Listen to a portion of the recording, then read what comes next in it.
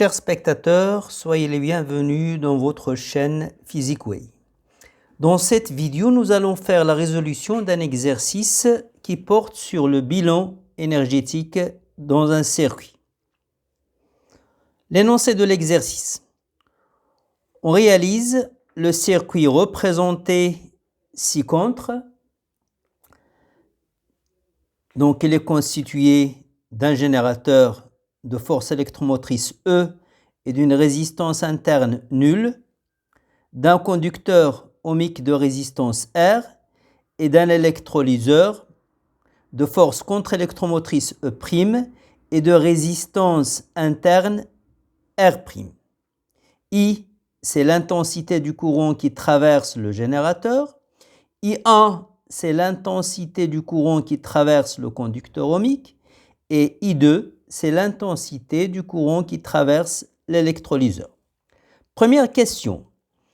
Calculez l'énergie dissipée par effet Joule dans le circuit en une demi-heure. On sait que l'énergie dissipée par effet Joule dépend de l'intensité du courant qui traverse le dipôle.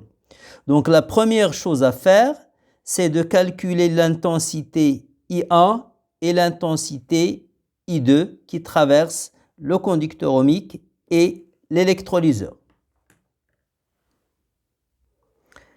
D'après la loi d'Ohm, on sait que UAB, la tension aux bornes du conducteur ohmique, est égale à sa résistance R fois l'intensité du courant qui le traverse. Or, la tension aux bornes du conducteur ohmique, c'est la même que la tension aux bornes du générateur. UAB est égal à E moins RI. Or, la résistance du générateur, la résistance interne, est égale à 0. Donc, UAB égale à E. Donc, ce UAB, je vais le remplacer ici. Donc, j'aurai E égale à R fois I1. D'où I1 égale à E sur R. Application numérique.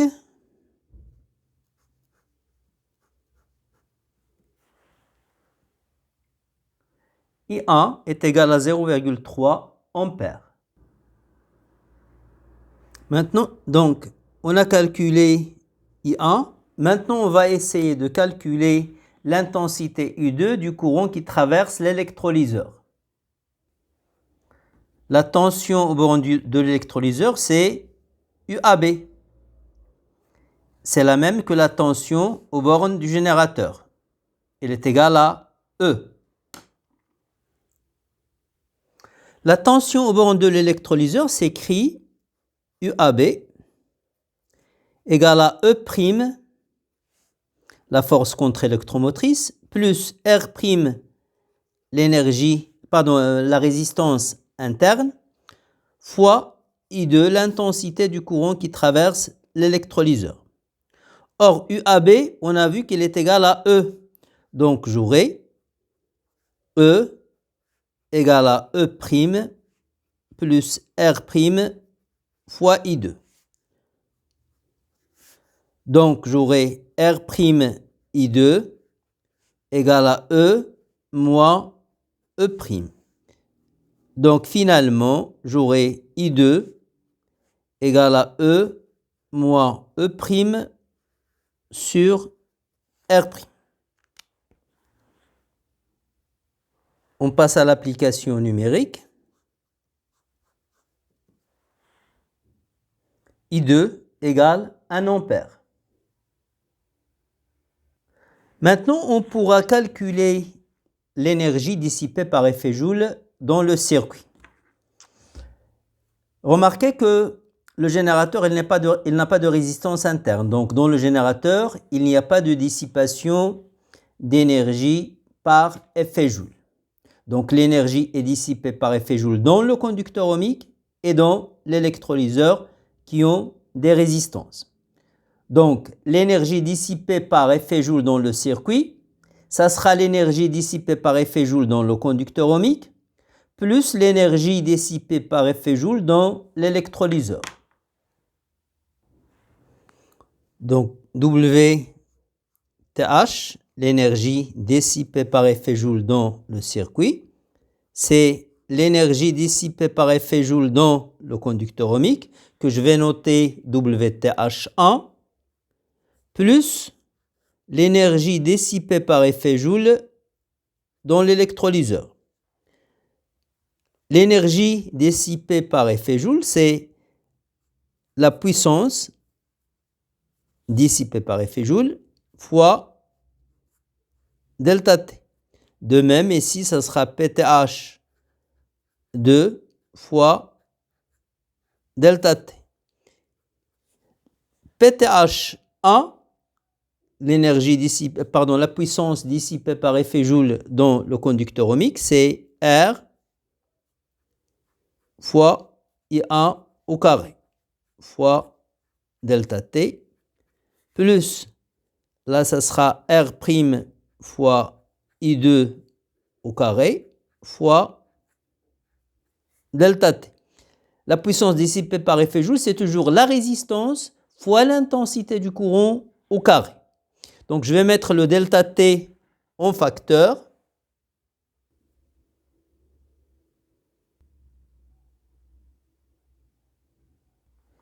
Application numérique.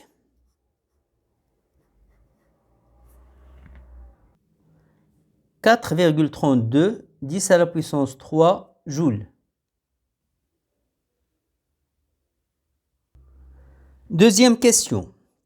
Calculer l'énergie électrique cédée par le générateur au circuit en une demi-heure.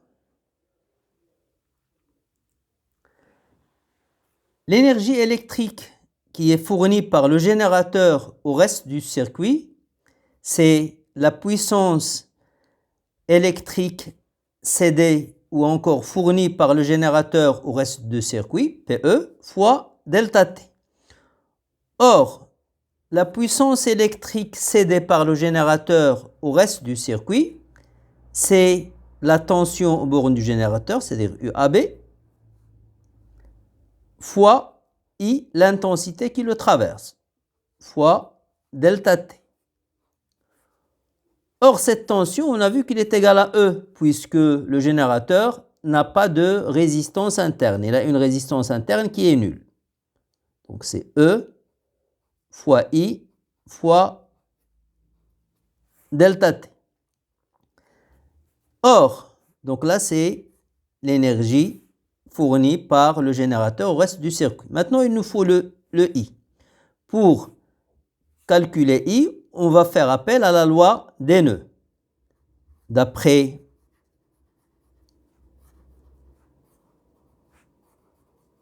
la loi des nœuds,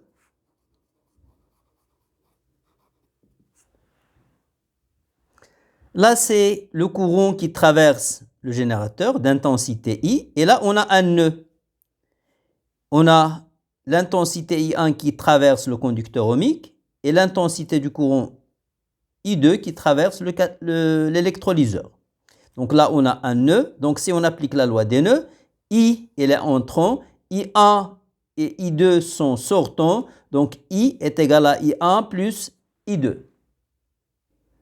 Maintenant, je vais remplacer I par son expression. On passe à l'application numérique. Faites attention, le delta T et les données, c'est une demi-heure. Il faut convertir en secondes.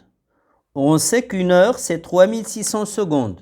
Donc, une demi-heure, c'est 1800 secondes. WE est égal à 7,02 10 à la puissance 3 joules.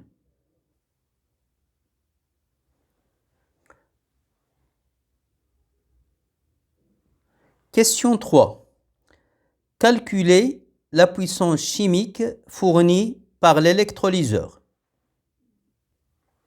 On sait que la puissance chimique fournie par l'électrolyseur, que je vais noter PCH, c'est le produit de la force contre-électromotrice de l'électrolyseur fois l'intensité du courant qui le traverse. Les deux sont connus, donc on passe à l'application numérique.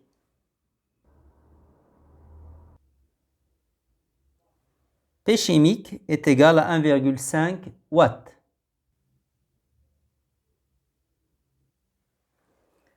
Quatrième question. Calculez ρE, le rendement de l'électrolyseur. Le rendement de l'électrolyseur, que je vais noter ρE, c'est la puissance chimique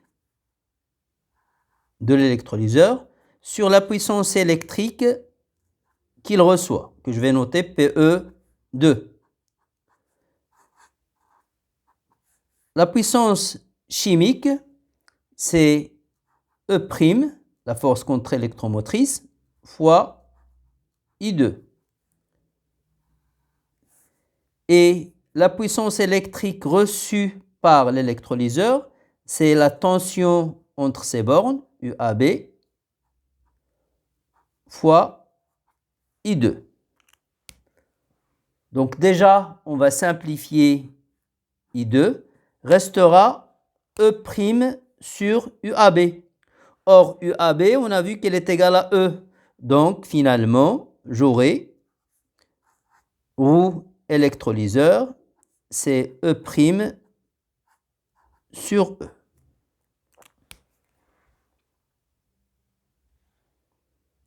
On passe à l'application numérique. Roue E est égale à 0,5. Qu'on va écrire sous forme de pourcentage. Donc, roue E, c'est 50%.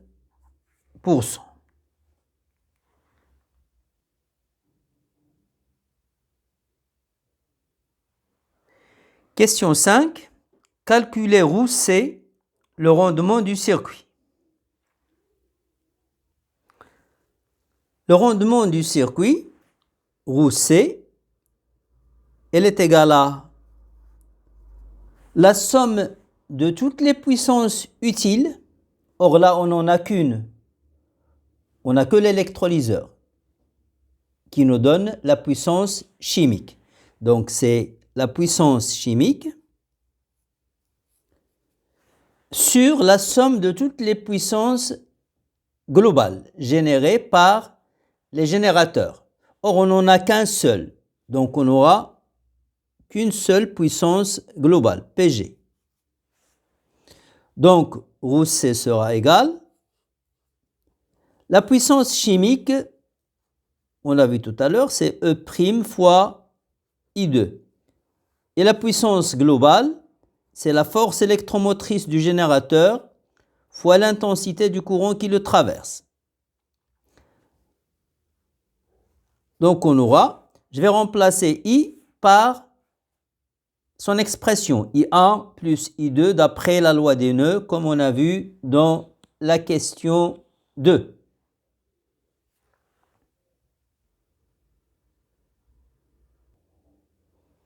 On passe à l'application numérique.